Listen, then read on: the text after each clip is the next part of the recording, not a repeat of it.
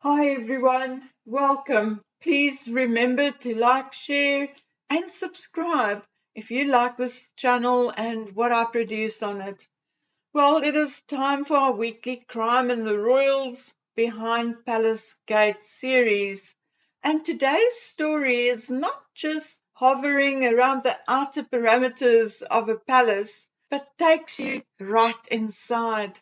Paul Kidd was a guy who publicly gushed about his royal employers.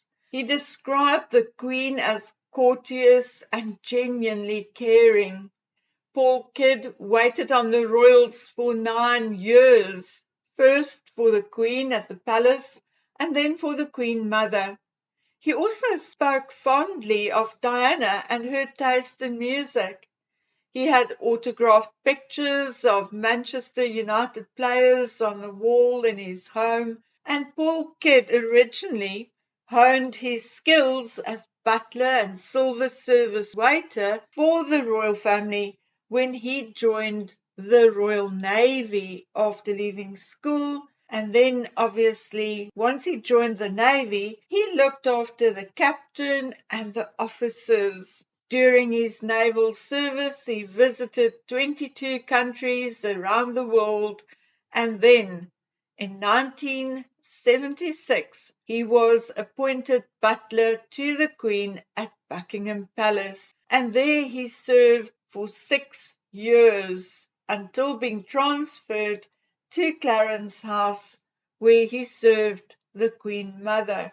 During his years of service, Paul Kidd met and looked after 3 American presidents, including Reagan and Carter, and obviously other heads of state from all over the world.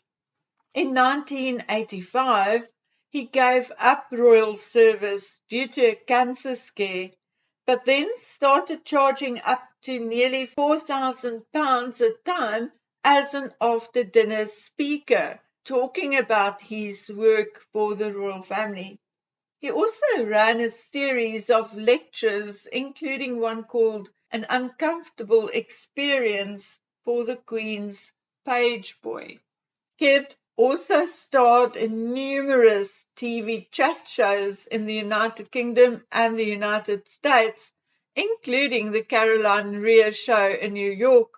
He appeared on stage with Robin Williams in the United States, and he joined Robert Kilroy's Silk's UK Independence Party, standing unsuccessfully as a candidate in local elections. In 2008, a victim of Kidd's read an article about Kidd in which he talked about Princess Diana on the 10th anniversary of her death.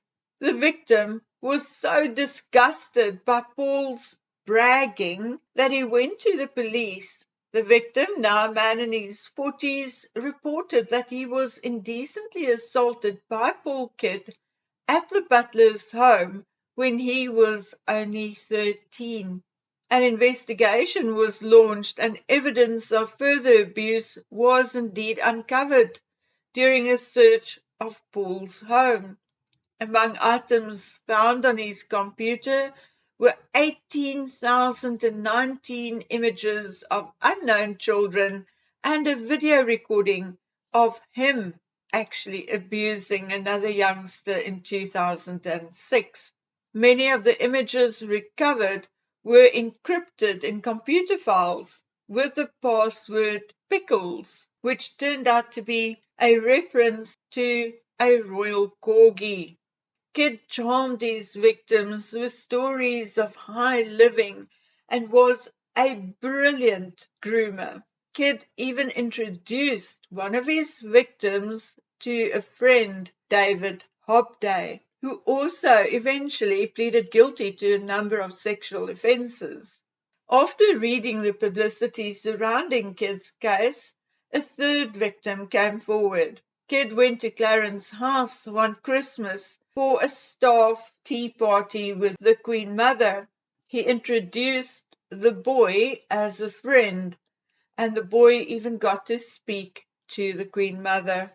He met another of his victims randomly on a CB radio and another when he worked as a trainee nurse. Eventually, Kidd changed his plea and pleaded guilty to 6 counts of indecent assault, 5 counts of sexual activity with a child, and 1 count of causing or inciting a child to engage in sexual activity. He also admitted to 11 counts of making indecent images of a child and 2 counts of possessing indecent images of children. He pleaded not guilty to 2 counts of making indecent images, and charges of rape against Kidd were dropped.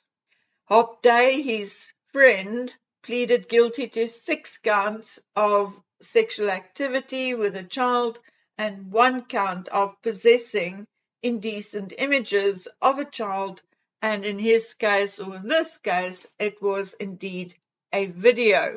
The offences which Kidd pleaded guilty on all happened between 1974, 1977, 1981 and 1983, the latter while he was in the employ of the Queen Mother, and then also from 2005 to 2008, Paul Kidd was sentenced to at least 6 years in prison.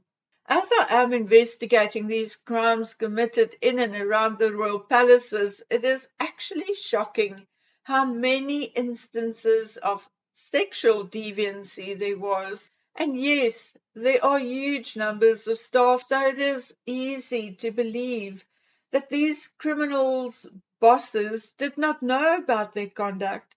But then again, the Queen Mother knew about Lawrence van der Post's past and his relationship with a 14-year-old girl, and yet she still helped him secure a home when he left South Africa. It is said that Savile brought a child to Buckingham Palace. Prince Philip, allegedly, merely looked up from his newspaper and told Savile, "Put away the child, Jimmy." As we read through case after case after case, then I don't think it is too far out of line to ask maybe under what atmosphere the royal children, all the way from Charles down to his sons, actually grew up in those hallowed halls of places like Buckingham Palace. Okay, my dear friends, that's it for now. I'll be back soon. So until then, please take good care of yourselves. Bye.